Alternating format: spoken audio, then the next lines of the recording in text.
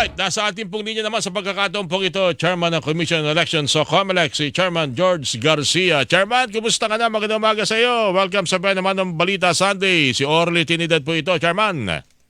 Magandang umaga po, Sir Orly, at sa ating po mga kababayan, magandang umaga din po. Chairman, tutuloy pa raw ba ng COMELEC yung inyong kaso laban kay dating Bamban Mayor Go dahil ang ombudsman ay meron ng decision dyan, and I think ang SOL dyan, malinaw yung kanilang paninindigan.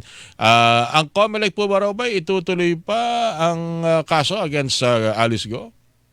Opo, Sir Orly, tuloy na tuloy po sapagkat wala pong epekto sa amin yung desisyon ng ating pong Office of the Ombudsman. Ang Office of the Ombudsman, sabi po niya, perpetually disqualified. Tama po yun, pero sa amin po, lahat ng kandidato na magsisinungaling sa Certificate of Candidacy, yung tinatawag po natin, Sir Orly, na misrepresentation, ay kinakailangang humarap sa kasong kriminal. At dahil po dyan, hinihintay na namin, Sir Orly, yung kanyang magiging sagot. 10 araw matapos namin ma-serve yung tinatawag natin na subpoena. At again, hindi po ito hihinto dahil lang sa desisyon ng ibang korte o ibang opisina. Lalo na ito, administrative, ang inyong pinupunto rito ay kriminal, kasong kriminal. Tama po, Sir Orly. Kasong kriminal po yan. Sabi ko nga po sa inyo, ang isang action kasi, lalo pa ng isang kandidato, ng isang opisyal ng pamahalaan, ay madaming implikasyon, administrative, criminal, civil, may mga ganyan po kasing mga kaso. Katulad po halimbawa ng misrepresentation na aming kinakaso kay Mayor Alice Go. Yan po ay misrepresentation base sa Omnibus Election Code. Iba pa po yung tinatawag na perjury base naman sa Revised Penal Code. Kapag nagsinungaling ka sa isang bagay na nire-require sa'yo, pagkatapos hindi ka nagsabi ng totoo, ay pwede ka rin malagay sa kasong tinatawag nating perjury. Okay, isa sa malinaw na development dyan sa kasong yan ni Mayor Go, at ilang beses na rin natin napag-usapan, Chairman, ay yung usapin ng birth certificate na maaring dalhin o isumite ng isang kandidato.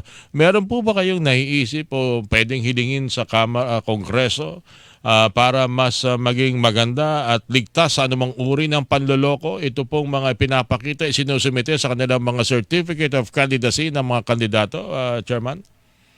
Sir Orly, ang katotohanan, wala pong requirement the birth certificate Tama pag nagpa-file ng certificate of candidacy. At talagang sabi nga natin, sana merong batas na magbabago ng umiiral nating batas upang ang COMELEC ay mag-require ng dagdag na mga requirement para mas ma-analyze namin yung kanilang certificate of candidacy. At dahil wala ng batas, ang COMELEC po ay hindi basta pwedeng maglagay ng mga dagdag na requirement sa ating po certificates of candidacy. Kaya po, ang ginawa na lang po natin ay at ang inyo pong lingkod ay nag-propose sa ating pong Commission and Bank na dahil walang batas, ang lahat po ng certificates of candidacy ay ating pong ipapublish. Ilalagay natin sa COMELEC website upang makilala ng mga kababayan natin, yung mga constituents ng mga kakandidato, kung sino ba yung kumakandidatong yan, anong pinagmulan yan, ilang taon na yan, yan ba'y Filipino citizen na sinasabi niya, at iba pang kwalifikasyon na nakalagay sa ating pong batas upang kahit paano ay makilala at the same time pwede sila mag-file ng mga petition for disqualification at the same time yung pong mga kandidato ay medyo matatakot na silang basta-basta na mag-accomplish ng certificate of candidacy dahil baka nga makasuhan naman sila ng mga constituents po nila. Nakakalungkot lang kasi maging ang mga opisyal ng COMELEC sa mga lalawigan at ibang mga bayan sa malalayong mga lugar, alam naman nila kung sino yung mga talagang lehitimong taga doon. Tukoy nila kasi ano yung mga angka na laging involved sa politika. Alam nila kung may mga bagong sibol sa larangan ng politika at nasusubaybayan nila. Then bigla-bigla nilang may susulpot na mukhang hindi naman nila alam kung alam naman nila, kaya nga lang, ang nakakalungkot ang COMELEC, tulad na binabanggit ninyo, wala yung motu proprio privilege at hindi yan nakikilos kung walang reklamo, Chairman. Tama po kayo, Sir Orly. Kahit ang nagpa-file sa Raw si Bathala, naniniwala sa buwan at mga bituin, naniniwala sa duwende. Tinatanggap. Kaya kita nyo, taon-taon may nagre-reklamo. Ano ba naman ang COMELEC? Ayan na naman si anak ng Diyos. Ayan na naman si angkan galing sa anak sa labas ng kung sinong bayani. Ayan na naman yung siya yung may hawak-hawak ng susi, tatakbo. Tinatanggap pa rin ng COMELEC. Tama po. At dahil sabi ng Korte Suprema, ministerial ang duty ng Commission on Elections. Pero ito po yan, Sir Orly, hindi porke tinanggap ng COMELEC ay automatically makakasama ang pangalan sa listahan ng mga kandidato. May process of elimination din naman kasi kayo. Ayan, meron din kaming power po na tingnan naman, motu proprio, na i-disqualify yung kandidato dahil siya ay nuisance o panggulo lamang o ang purpose ay lituhin ang ating mga kababayan. O kaya naman, Sir Orly, yung mga perpetually disqualified to hold public office ng ating Office of the Ombudsman, kahit pa yan ay nakaapila, kapag hindi nakakuha ng TRO, kami ipinapatupad namin at kinakancel namin ang candidacy bilang pagrespeto sa kapangyarihan ng Office of the Ombudsman. Siya nga pala, bago lang ako, makalimutan ko na, makaligtaan ko naman na Chairman Garcia, meron ako bang tugon ng NBI o ang inyong, siguro ang PNP o ang AMLAC patungkol doon sa inyong nire-request na foreign account ninyo? Kasi nung nakarang pinag-usapan natin yan, pero nakaligtaan ko lang yung detalye. Buti na lang nitong mga nakarang mga araw, meron po kayong hakbang po dyan. Kung ano ho talaga nangyari doon sa account na yun na George Andy Garcia.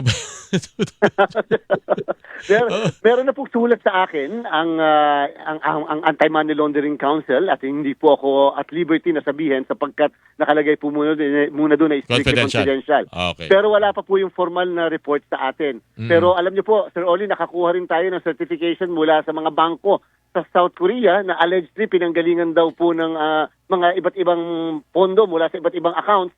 Yung pong 6 na bangko rin sa South Korea ay nagsabing walang ganong klaseng account, walang ganong klaseng name, at walang ganong mga klaseng transaction. Mga South Korean banks po ito. And therefore, kung walang pinanggalingan pala, paano makakapagpadala kung walang pinanggalingan na bangko? So, yan po ang katotohanan, mga peke, na kahit sa local natin, 6 na bangko rin ay nagsabi lahat ng accounts na binanggit ay hindi totoo, peke, at pati po yung pangalan ay walang ganon sa kanilang record. So, naghahanda na ho kayo ng posibleng kasong isasampa? May mga grupo po nagsabi noong nakarang linggo sila magpapile din ng mga ethics complaint, disbarment complaint. Tayo po kung ano yung resulta ng NBI at saka Anti-Money Laundering Council na report, dyan po yung nakabase yung report ang ating po magiging aksyon sapagkat mas maganda po yun, Sir Oli, kasi opisyal at paniniwalaan ng lahat credible kahit ng mga korte ang report ng NBI at Anti-Money Laundering Council. Okay, nito palang nakaraang linggo, may naulinigan ako na parang may grupo, it's the Democracy Watch. At ang kanilang hinihiling chairman, para mawala yung pagdududa dyan sa Miro at yung kapartner niya na binabakit, parang ang pangalan, construction company chairman yung sport transmission. Opo, tama po. Para mawala pag-aagam-agam, magsagawa ng talagang test, nationwide test. Hindi yung prototype na inyo raw dinadala kung saan-saan. Talagang yung mismong sahanay ng mga VCM ng Miro, doon kukuha at yun nasusubukan kung talagang makakabasa ng boto at makakapag-transmit ng maayos. Naulinigan nyo na ho ito, Chairman? Sir Oli, opo, kahit naman po hindi nila i-propose, talaga naman pong gagawin po natin, dapat lamang sapagkat siyempre, yan yung gagamitin natin ng mga makina sa 2025 elections. Ang 20,000 makina po ay padating sa isang linggo. Yan yung unang batch ng malakihang na delivery sa atin. Kasi yung unang mga pinadala, yan po muna yung pang-demo natin sa iba't ibang parte ng ating basa. Parang pansamantalang pang-demo. Pero po pagdating ng 20,000, mula po, yan po yung magkakaroon muna ng tinatawag na testing dito sa atin, sa aming pong warehouse sa Santa Rosa. Lahat yun? Lahat ng 20,000 na yun? Lahat ng 20,000 na yun, test yan? Okay. Tama po, pagdating po naman ng September ay another 30,000, pagdating po ng October another 30,000, at pagdating ng December lahat ng natitira sa 110,000 ay padating po. Ngayon, yung unang 20,000, yung 2,000 po dyan ay aming ipadadala ngayong Oktubre sa iba't ibang municipalities and syudad sa buong bansa upang mag-conduct na ng malawakang voters education testing sa ating bansa. So yan po ay tatagal mula November hanggang January 30, Sir Oli, ng next year. Ganun kahaba po yung gagawin nating voters education information gamit yung mga bagong makina, gamit yung mismong gagamitin na natin sa araw ng halalan.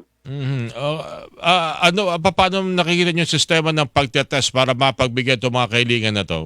Random o magbubunutan and then you will invite civil society group o maaring ang grupo nitong nagre-request ang Democracy Watch para makita nila kung talagang maayos ang performance ng mga makina ng Miro?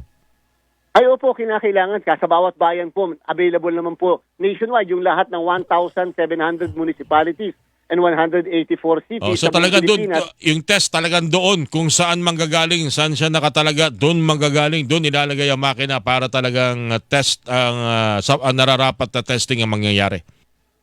Tama po, Sir Oli, at meron pa rin po tayo iba pang tinatawag nating time and motion study sa pagkatatandaan po ng lahat. Ang Miru system, ang kanila lang po ay makina na nirenta natin sa kanila. Iba po ang company na nanalo naman para sa ating pong transmission. Yan yung I1. Sila po ang nanalo sa transmission ng results.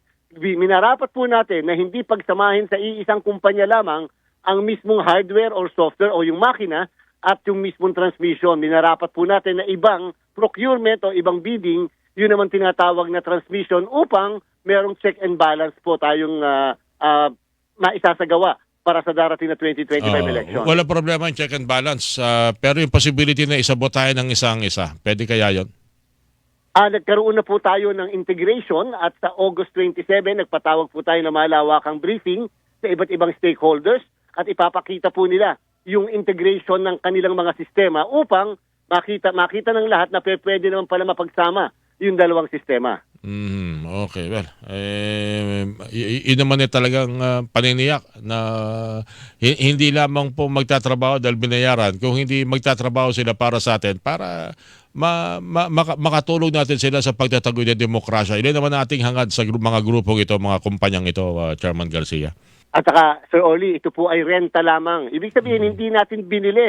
Dahil pag binili natin, pumalpak sila, wala na tayong choice, binili. Pero ito po yung renta lamang, mga bagong makina lahat na nirenta natin. At kung sakali magkakaproblema, hindi na sila mauulit dito sa ating bansa. At the same time, syempre, kinakailangan pagbutihin nila upang yung first experience nila sa atin dito ay maging kaaya-aya sa atin at ma-consider muli sila sa mga susunod na procurement sa darating na iba pang halalan. Ayun. Chairman, okay, nagpapasalamat muli sa ibinigay ng pagkakataon at lagi kang available para po sa mga usapin at mga question ito para alam natin talagang busy kayo next year. Sabi nyo nga yung huli tayong pag-uusap super election year ang mangyayari. Opo. Pero inyo, midterm election, barangay, tapos yung BARM, okay na bang okay na ho ba ang sa BARM, Chairman? Ayan po ay para pang mas doble ang effort na ginagawa natin sa BARM. Kinakailangan mas malawak ang aming voters information. Dalawang balota po kasi, Sir Orly, ang ibibigay sa ating mga kababayan sa BARM. Naiisang machine naman ang ating pong paghuhulugan ng dalawang balota na yan na kayang bilangin ang magkaiba na national and local kasama ang Bangsamoro. Very good. Okay. Chairman, maraming salamat at sa ulitin po habang papalapit itong susunod na election na magkabalitan at mag-ausap po tayo. Pati na rin po sa complaint na sa ating mga kababayan at matugunan lahat po, pati yung kanilang mga pagdududa. Chairman, maraming salamat po sa inyo. Maraming salamat po, Sir Oli. Mabuhay po kayo. Maraming salamat po. Pabalik, Chairman George. Hilingan, walang pinoprotektahan.